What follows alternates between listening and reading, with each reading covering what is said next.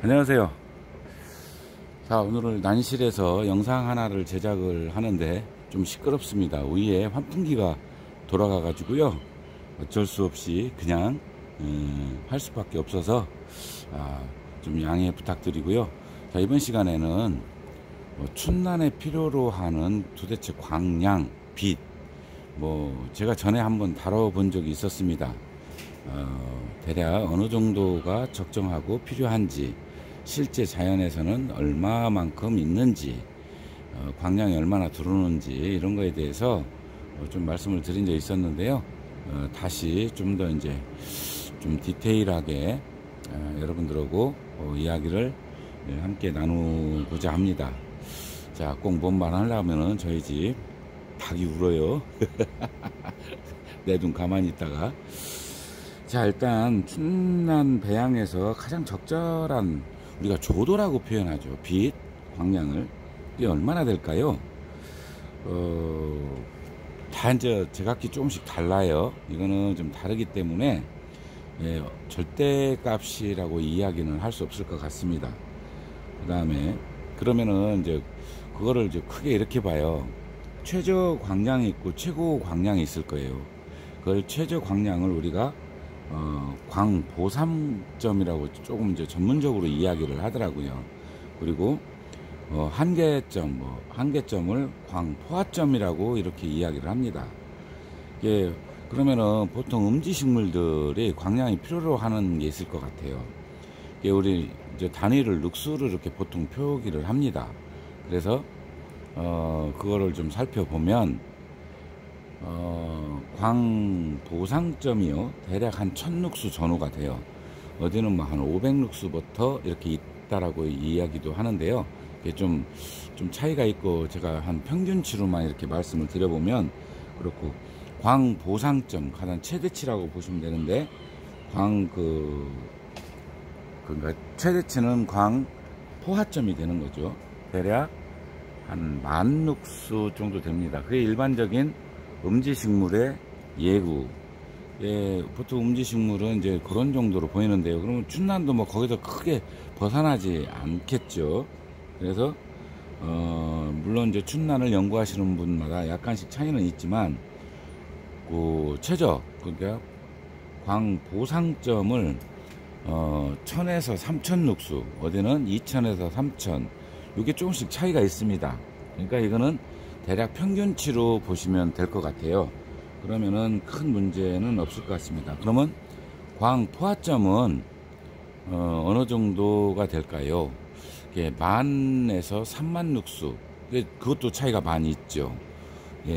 우리가 일반적으로는, 저는 이제 30,000룩수가 가장 많이 있어서, 그리고 실제로 쟀을 때 30,000룩수가 이렇게 30,000룩수 정도로 하루에 한 3시간, 4시간 이렇게 해봤을 때, 시험 데이터를 얻었을 때 난초가 뭐 급격히 상하거나 이러진 않았어요. 색깔은 변해요.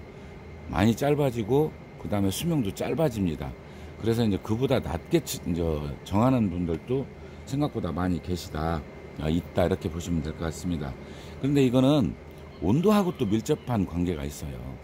한계가 어디까지인지, 그 다음에 또는 그 최저가 어디까지인지, 그게 이제 온도하고도 관련이 있기 때문에, 이런 거는 좀 더 디테일한 부분은 차차 다뤄보도록 이렇게 제가 하겠습니다. 그래서 이제 우리가 자생지를 제가 한번 가서 측정을 해볼 거거든요. 그때 총 광합성량이라고 우리가 표현하는데, 그러니까 이렇게 보면 돼요. 총 수입, 이 난실에서 총 수입이 얼마나 되고, 그러면은 순이익과 이제 지출이 있겠죠. 그거를 순광합성량을 순이익이라고 표현을 해요. 그 다음에 호흡량이 지출이라고 보시면 총 수입, 총 광합성량이 된다, 이렇게 보시면 될 것 같습니다. 자, 지금 좀 전에 제가 룩수를 말씀드렸어요. 룩수는 빛의 강도 측정 단위고요. 그리고 요즘은 룩수로는 보조 수단일 뿐입니다.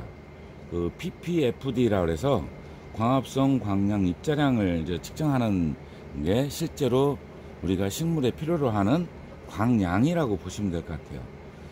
그거는 일반적으로 우리가 그 조도개처럼 재는 게 없는 것 같아요. 그래서 그거를 좀 찾아봤는데 그건 없고, 자, 그리고 우리가 이제 빛의 강도를 측정하는 건 눅수라고 말씀을 드렸죠. 이건 저 가시광선량을 이야기합니다. 우리 인간의 눈으로 보이는, 그러니까 이제 인간의 눈의 시각이죠. 그렇게 보시면 될 것 같아요. 자, 그리고 그거는 우리가 룩스로 측정하는 거를 그 비교적 정확한 건 어디에 있느냐면 카메라 측정하는 게 있어요. 그게 가장 정확합니다. 그래서 이제 조금씩 다른 이유는 그게 아마 만든 회사별로도 다르고 다 다른 걸로 알고 있습니다. 자, 오늘요 빈 양이 약간 구름이 껴 있습니다. 그러면 지금 여기 들어오는 앞에 이제 측정을 하는 기계가 좌측에 하나가 있고 우측에 우리 그 웹을 다운받아서 측정하는 게 있습니다. 여기 보면은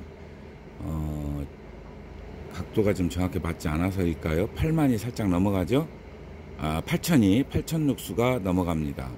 그러면 우리가 이걸로 룩수 단위로 봤을 때는 아주 적정하죠. 구름이 살짝 있는데도 불구하고 이런 정도 나오니까요. 반면에 이게 좌측에 있는 거는 우리가 일반적으로 이게 국산이 아니고요, 대만산인가 그럴 거예요. 요거는 좀 차이가 많이 나죠. 6천 룩수 정도 나옵니다. 이쪽으로 하면은 자, 이렇게 나올 텐데요. 이게 이제 여기 보면은 곱하기 단위가 나옵니다. 그 다음에 가운데가 여기다 이제 공 하나 더 붙이면 되고, 여기는 공 2개를 붙이면 되는 이런 단위로 했더라고요. 좀 불편해요. 이거는 어떻게 해도 상관은 없을 것 같습니다. 자, 가운데다 놓고 했을 때, 자, 지금 여기 들어오는 양이 6,350 정도 되죠. 그러면은 자, 스마트폰으로 측정한 거하고 대략 1000 정도 차이가 납니다. 1000에서 2000 많게는. 그러니까 이게 기계가 있다 해서 그 기계가 절대값은 아닙니다. 그만큼 차이가 좀 있기 때문에 우리가 보조수단으로 사용을 하고요. 실제로 늑수 단위도 식물에서는 보조수단으로 사용하는 그 이유가 좀 있는데요.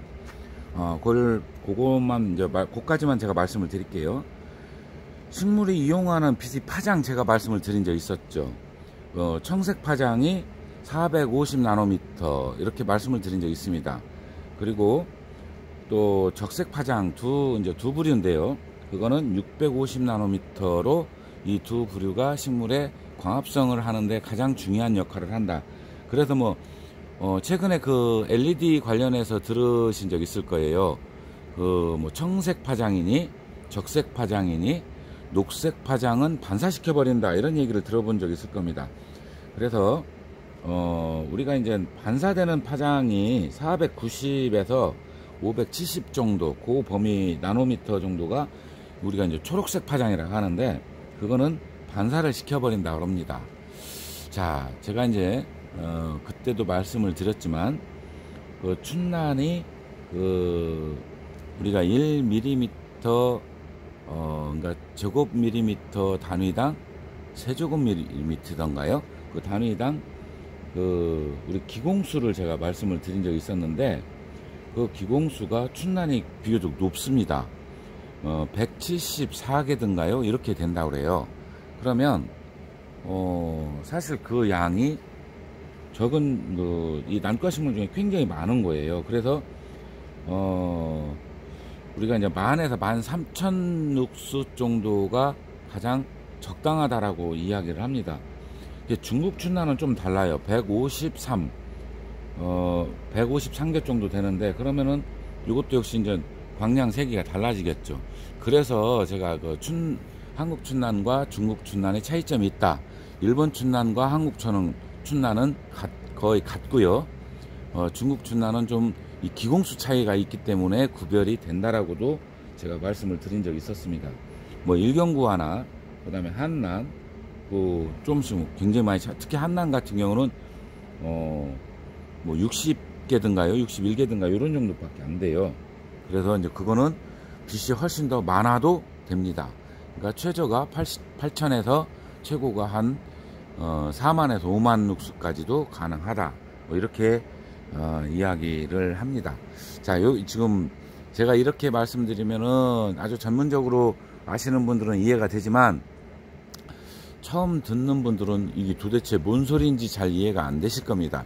요거를 제가 앞으로 이제 제가 산에 가서도 광량을 측정을 해서 여러분들한테 보여드리고 보조 설명들을 조금씩 해드리면 이해가 되실 거라는 생각이 듭니다.